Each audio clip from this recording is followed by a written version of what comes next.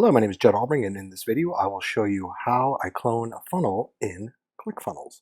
So once you go to the funnel that you would like to clone, you go up to Settings, and then in the top right, simply hit Clone Funnel. Now this will clone the funnel. You want to, once the funnel loads, make sure to rename it so you know. I've had the mistake of cloning a funnel and forgetting which one was the clone and which one wasn't. So that is the simple process on how I clone a funnel in ClickFunnels. And then you can go here and simply view the funnel. And there it is. And you'll see here it'll say copy of test 2. Now, a recommendation here is make sure you go through and just double check all your settings because they do change. Sometimes when you recopy an opt-in, you'll have to reconnect your autoresponder and double check your tags and your pixels and all that stuff.